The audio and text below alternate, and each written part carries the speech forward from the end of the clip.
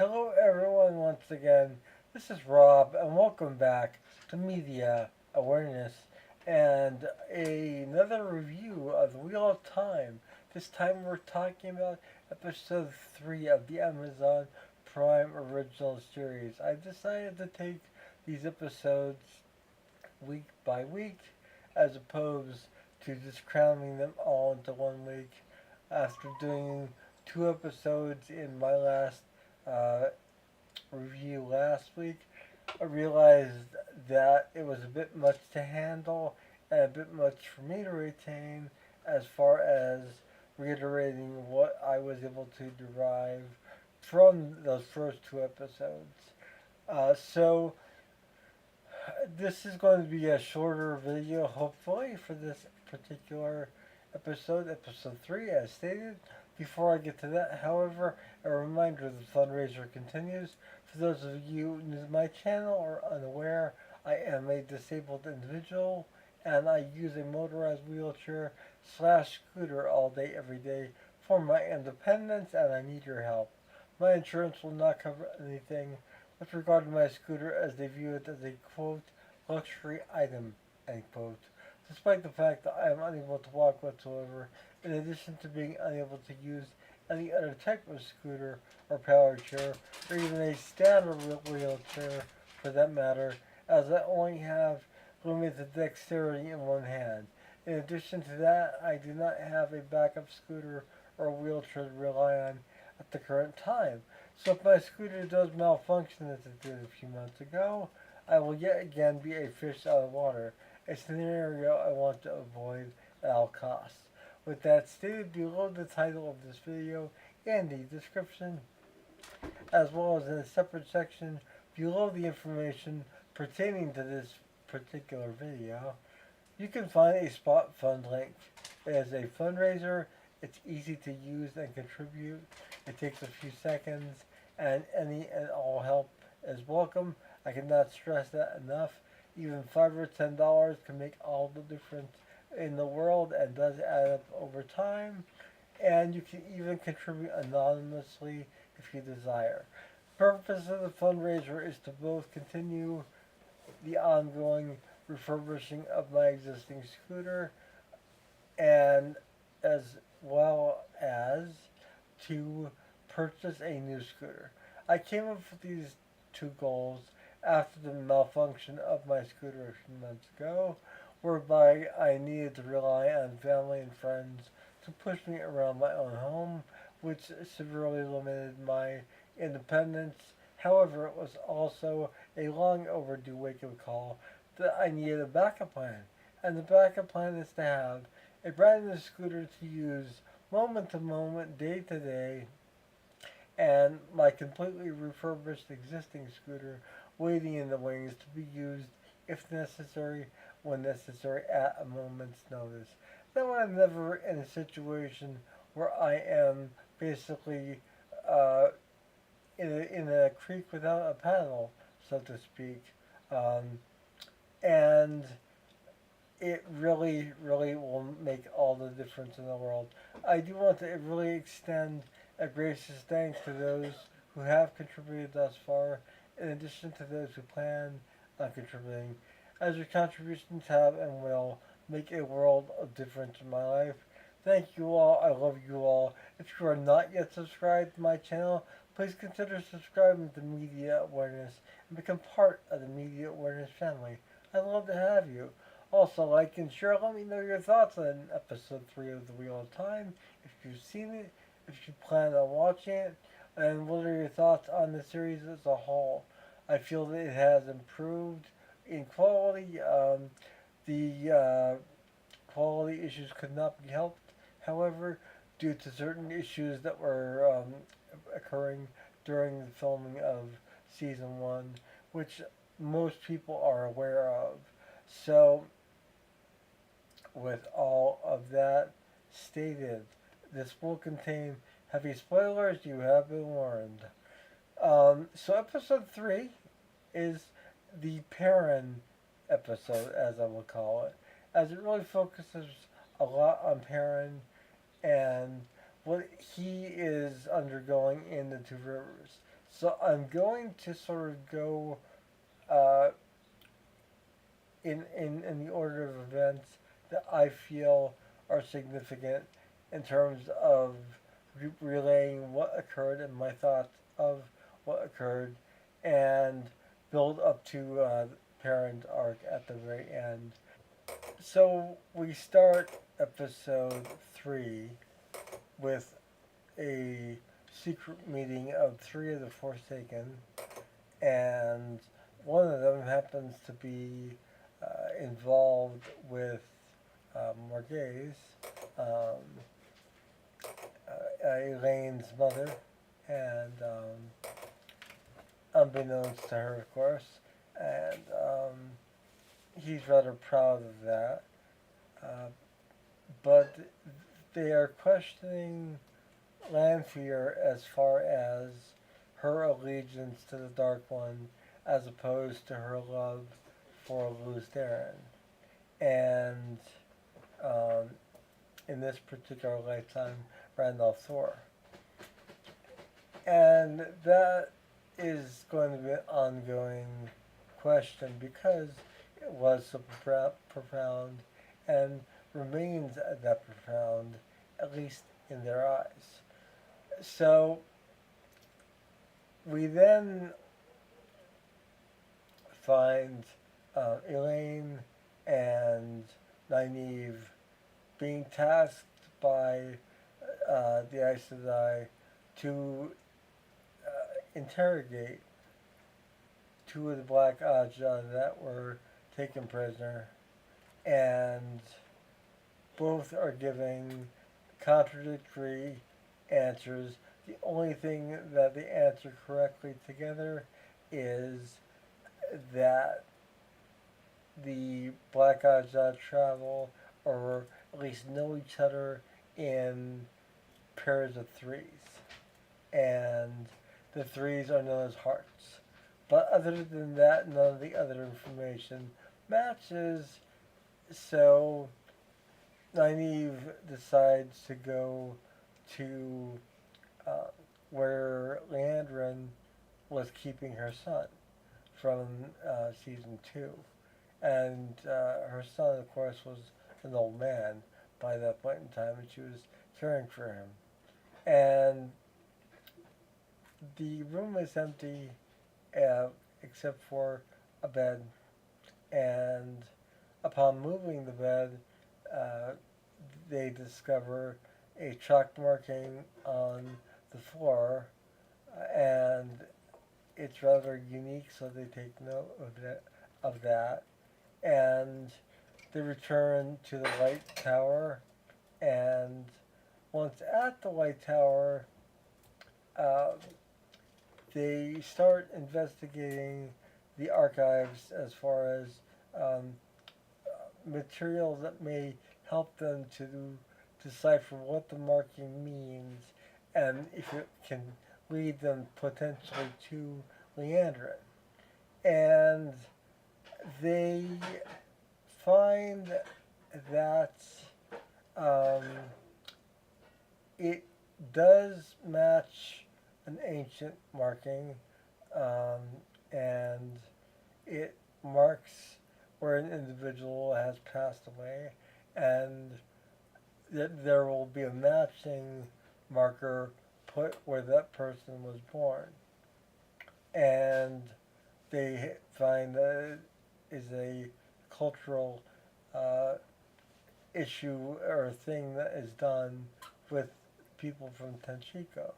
So they are discussing this while looking through other material, and they come across a parchment that shows an ancient device that looks very similar to what the Shang had used on uh, um, Egwene in episode 2. However, um, it's different to some degree, older, as they say. And then they're attacked by a gray man who um, is one who's sworn to the Forsaken, and uh, he hits Nynaeve with a dart, and Elaine defends her by blasting energy away, and they go out of the door, and there is an arrow embedded in the Green Man, and Baron Sedai happens to come up the stairs right at that time, and uh, asks what happened, and the two girls say they were attacked by this Gray Man, and um, they were just trying to do some studies, and they happen to be in the Brown Aja quarters. So they really dodge the question of why they're there by saying that they are both very scared and they would prefer to be in their rooms. And they walk away, and as they are walking away, they silently uh, exchange with each other, asking the question, why and how was Varen Sedai there so quickly? And uh, who was the one that did away with the Gray Man?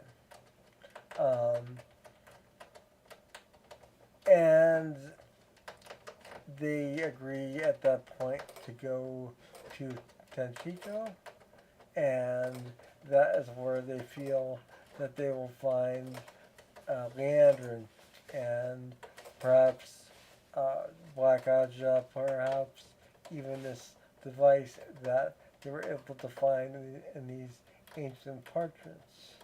Um, and we then get our first view of Tenchiko as Leandrin and a few of her sisters arrive, and they make their way directly to this rather elaborate looking building, and they interrupt the wedding ceremony which is taking place, and Leandrin looks at the groom, notices, recognizes him, and basically says he must be the great grandson of the man that took her when she was younger. And Leandrin basically kills him on the spot, and the other sisters kill everyone else there except for the bride, who Leandrin saves. And Leandrin, by this point, is sort of donning this Stevie Nicks look, I will say for lack of better words. That sort of witchy yet wild look, and kind of like it, but that's okay. We will move on from there.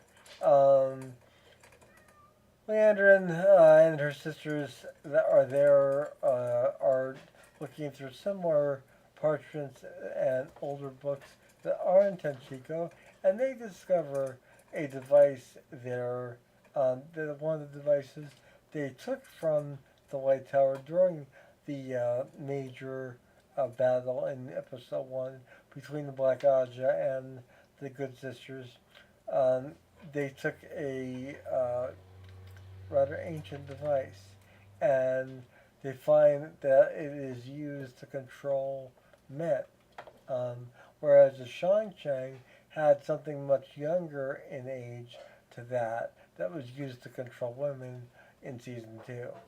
So it is a means of control. It's something that's ancient in nature, and they have part of it, but they need to find the other part as well. So um, we have um, Nynaeve and Elaine at the White Tower, getting ready to leave for Tenchiko. Min has really, I think, taking a liking to Mat. It's hard to say. Um, Min is not the Min that we know from the book. She is the only character that's really, really different, in my opinion, at this point. And uh, that's for reasons that we already know, obviously. Certain changes that needed to be made, but I digress. Um,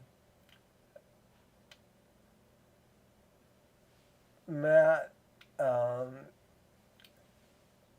is trying to have a conversation with Nynaeve, and um, while doing so, he is being interrupted by Elaine's two brothers that are the ones studying to be warders there, and are rather arrogant in terms of their training as swordsmen. And they tell Matt to just, back off. The lady said that not to bother her, and Matt, being the gentleman he is, steps up and says, you know, you guys are really well trained, and do you think you can handle me? And the fight that we've all been waiting for, and that was alluded to in episode 2, occurs here in episode 3 with Matt and Elaine's two brothers, and Matt dispels of them rather quickly with a staff, whereas the other two are using swords. And it doesn't matter that they're using swords because Matt is an expert with a staff, and they are no match for him. So he wins the fight, and he proceeds to uh, go and make his way with Elaine and Nynaeve, telling them both that he's going with them to Tenchiko, um, and that they will be safer with him. And as they are leaving, someone's following from behind who is cloaked, and that particular individual, we see her face, and it's Min. Um, so we're going to have an interesting evolution, I think, going on from that point with those characters. So jumping from there to uh, Rand. Uh, Rand is in the IOAs, and he is becoming more accustomed to their ways. He's learning more about them, and Lan is sort of summoned away for what seems to be a intimate encounter with a woman that has taken to him. However, she reveals a tattoo that he knows quite well from his lineage as a nobleman of quite good stature, who is basically given up his throne to be a warrior to Moraine. And this woman says that she as a child pledged herself to help the kingdom rise again, and that she would do anything for that. And we then move to Perrin, of course, and Perrin is, like I said, the focal point of this episode. It's a very Perrin-centric episode. And I'm going to really cut through a lot of the little stuff Perrin does. Visit the grave of his wife, who he was unable to stay and bury. Um, his family was whisked away to safety to some degree, as much as they could be. And Matt's family was turned into the White Cloaks for helping um, with uh, Perrin's family to um, escape the White Cloaks. And um, it is. Perrin goes back and forth between wanting to turn himself in, wanting to avoid anyone being harmed, in the Two Rivers, um, and the people are ready to defend their own and defend their land. And Perrin finally comes to his senses and gives a rather empowering speech to the people that he will stand with them, he will fight with them, and he will protect them. And uh, that is his place at that point. And the only other thing I want to mention that I feel is significant in this episode is uh, Rand has one of his um, dream experiences with Lanfear, and he makes a comment to her saying, "You have to stop summoning me here," and or something of that nature, and she tells him that it wasn't her who did it; it was him, and she proceeds to express her sorrow really, and says that there is a way to dispel of the Dark One, um, and um, Rand asks, "Well, what would that mean for you?" And she says, "I shouldn't have mentioned it," and she disappears.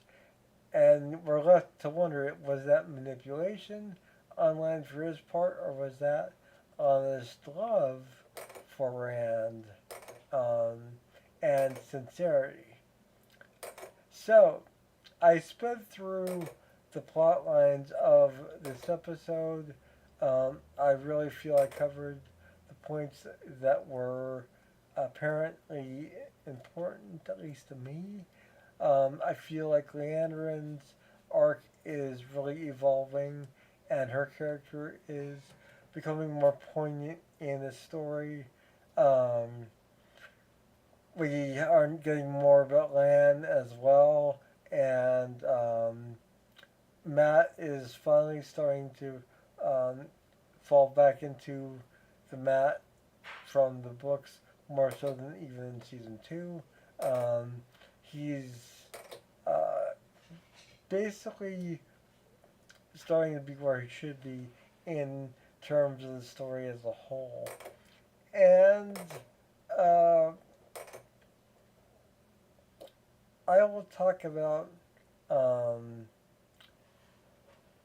Egwene and the Aiel and the Aiel race more in my next video on the Wheel of Time next week. I will have videos throughout the week on different topics musically um, and or any other things that come to mind. However, in the meantime, I just wanted to get this video out and uh, give you all an idea of what happened in episode 3. And although it doesn't sound like a lot occurred, a lot really did occur. And I should probably mention as well, Elida is attempting to bring the Red Aja back into the full focus of the Light Tower, trying to make them more of a force to be reckoned with than they are at this point. They are sort of laughed at or made fun of at this point in time, and she wants to bring them back to how they were, as she recalled them, and uh, she has some of them convinced that she can do so, and she basically alludes to the fact that the Armelin seat will not be the Armelin seat much longer. And um, that is really the things that stood out to me as being significant. A lot occurred. It was a lot of important things. This was a fantastic episode of The Wheel of Time. Um, I feel like this season is really amazing. And I loved season 1 and 2, but season 3 is really going over the top with um, not only its plot development and character development, but also its true nature to the source material as much as possible at this point in time. So, this is Rob with Media Awareness, and I will see you all again soon. Have a wonderful morning, noon, or night wherever you are. And remember, the wheel weaves as the wheel wills.